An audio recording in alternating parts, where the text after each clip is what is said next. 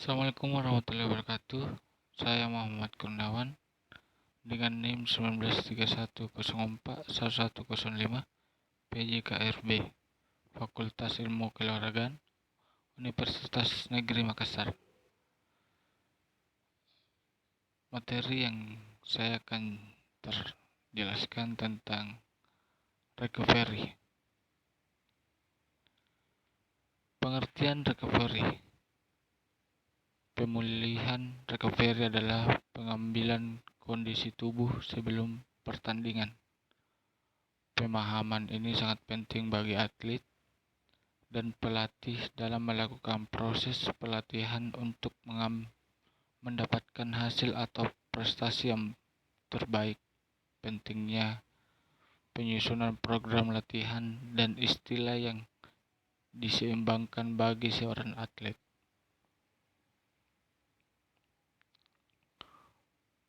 Usia berolahraga. Ototmu sebenarnya mengalami kerusakan. Ini merupakan hal yang wajar. Pasalnya, untuk mendapatkan otot yang lebih kuat, besar atau kecil, otot memang akan mengalami kerusakan terlebih dahulu. Otot yang rusak tersebut akan perbaiki dengan adanya recovery atau pemulihan. Proses ini yang dapat dilupakan orang. Mereka mungkin ingin membentuk otot atau memperkuat otot dengan lebih cepat.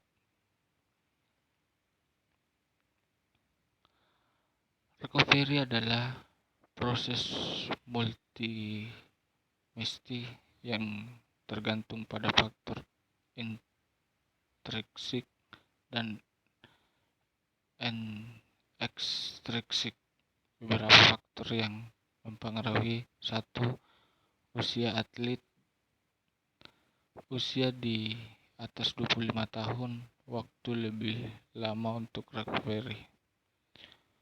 Usia di bawah 18 tahun perlu istirahat terlebih banyak sebelum latihan lagi. 2. Pengalaman berpengaruh ke adaptif dan psikologis. 3. Jenis kelamin. Wanita lebih lambat karena proses hormonal. 4. Faktor tempat latihan. Berlatih di tempat dingin maupun memicu produktif hormon regeneratif seperti hormon pertumbuhan dan testosteron. 5. Pherodrome of movement. 6. Tipe serat otot. Otot fast fiber lebih cepat daripada soft tissue. Jenis latihan.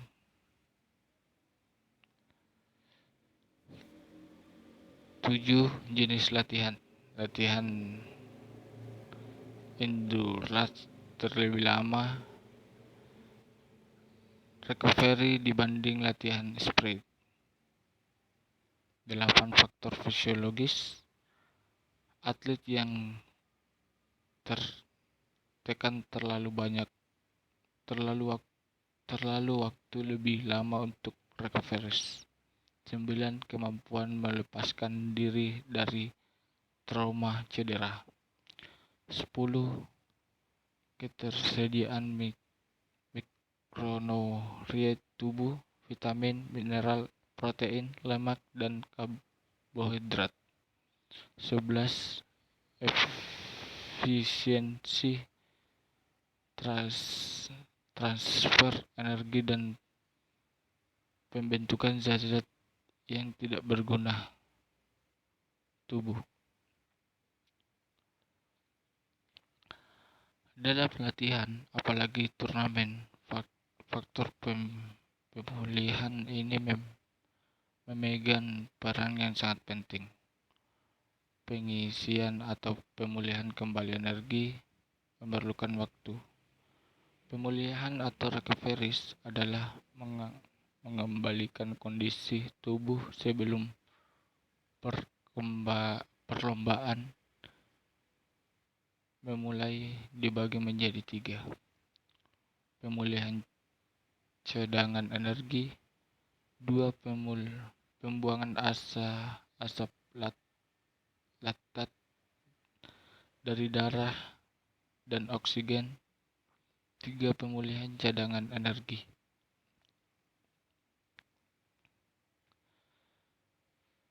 Cadangan ATP SK dalam tubuh kita sangat sedikit dalam habis digunakan atau kita berlatih sedikit saja. Dalam waktu 30 detik, 70% ATP FC telah terbentuk kembali. Sedangkan dalam waktu 3-5 menit pemulihan itu sudah sempurna. Pada pemulihan diperlukan oksigen. Tanpa oksigen pemulihan tidak terjadi. Kadar oksigen dalam otak maupun hati juga berkurang pada waktu latihan. Untuk pertandingan, besarnya pengaruh kadar kilogen itu tergantung pada macam latihan. Pada umumnya latihan bersifat ketahanan dan kontinu menyebabkan pengurangan kilogen yang lebih banyak dibanding dengan latihan intermittent.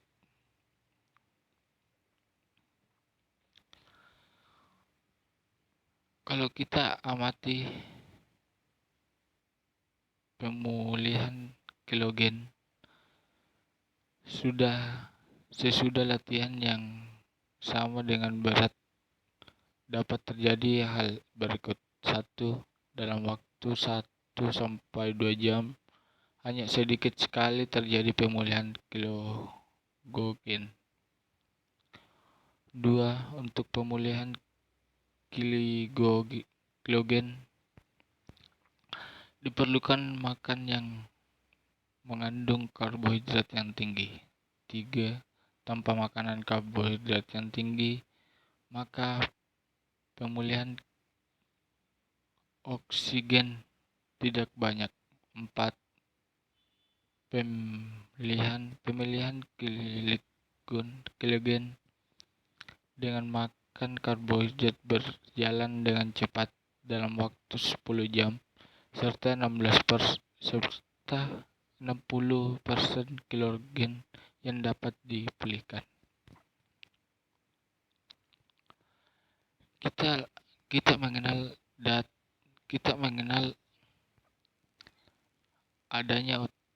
adanya otot cepat dan otot lambat. Ternyata bahwa pemilu kilogen pada otot cepat lebih cepat dibanding dengan otot lambat. Selain tergantung diet dan macam-macam otot, pemulihan kilogen juga dipengaruhi oleh latihan yang dikerjakan waktu pemulihan. Walaupun istirahat otot, maka pemulihan tidak begitu cepat.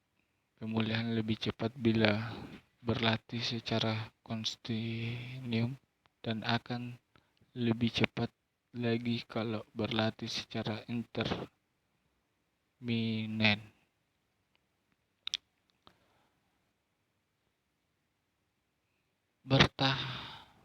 Bertambah berat latihan, bertambah pula kadar asam laktat, daya otot maupun darah. Dalam keadaan istirahat pun selalu didapatkan asam laktat dalam darah dan kadar Ini disebabkan bertambah berat pada latihan. Asam latnat juga menjadi sebab timbulnya kelelahan. Oleh karena itu, sedangkan mungkin kadar asam latnat itu dikembalikan ke, ke keadaan sebelum latihan, yaitu ke kadar yang rendah.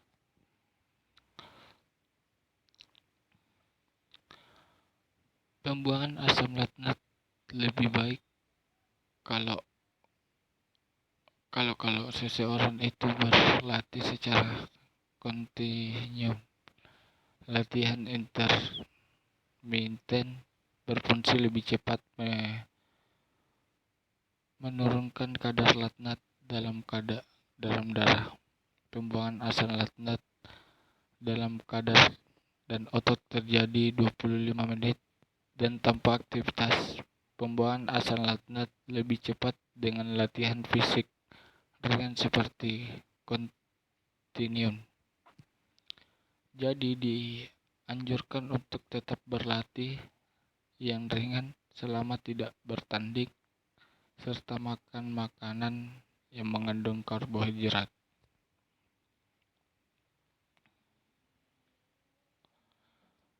Oksigen bersenyawa dengan yaitu suatu macam protein yang terdapat pada otot yang mempunyai sifat memungkinkan oksigen yang bersimpan dan teringat untuk diperkiraan 11,2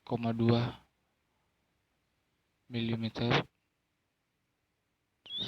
per kilogram otot hingga untuk orang yang beratnya 30 gram. Maka yang tersimpan 30 kali 11,2 sama dengan 336 ml oksigen. Maka dilatih sepintas lalu memang cadangan oksigen itu tidak terbentuk banyak, namun pengaruh cadangan oksigen itu akan kelelahan apabila seseorang bekerja secara intermittent.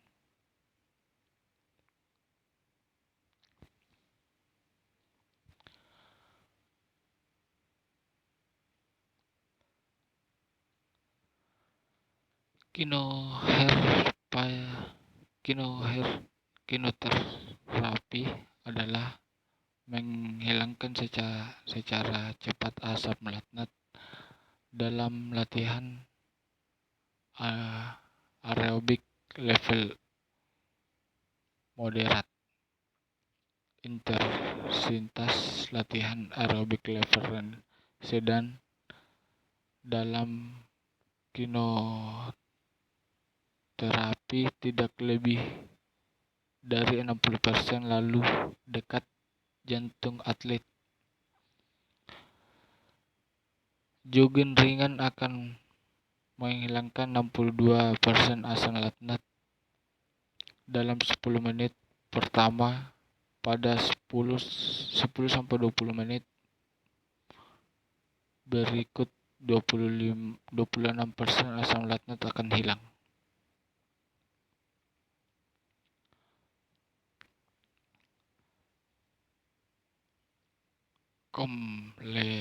Completed istirahat penuh adalah mengistirahatkan untuk sementara working capacity seseorang atlet. Atlet perlu tidur 9-10 jam, di mana 80-90% tidur dilakukan malam hari. Atlet memerlukan treatment relaksasi agar tidurnya nyenyak. Relaksasi itu bisa dilakukan secara lain, antara lain dengan relaksasi pijat maupun mandi air hangat. Lampu kamar yang dimatikan, aroma terapi tidak terlalu digunakan.